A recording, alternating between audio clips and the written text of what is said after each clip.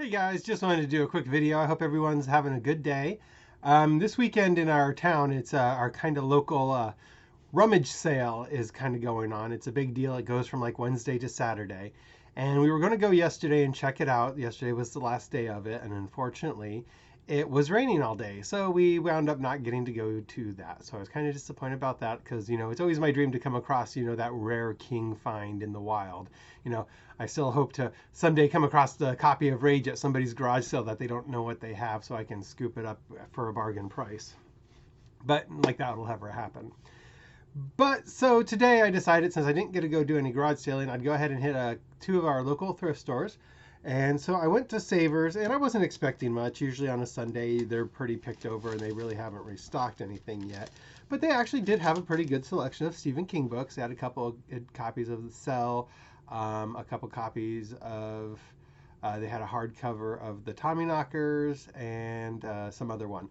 I can't think off the top of my head what it was, but I'd already had them, so I didn't get that one. But I happened to look down on the next shelf where they had VHS tapes, and among the VHS tapes, there was a book shoved in the middle there, and it was Stephen King's The Tommyknockers, but it's the UK edition.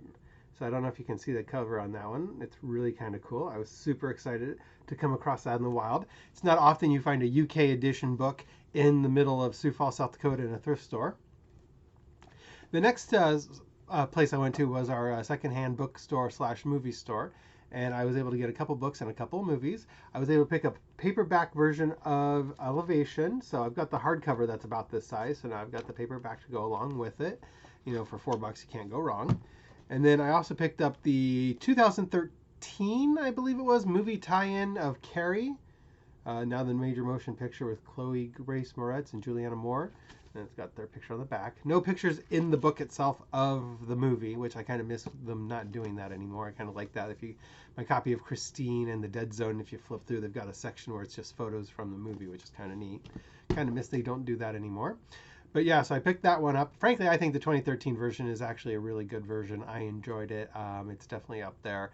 I think Juliana Moore as Mrs. White, she was excellent with it.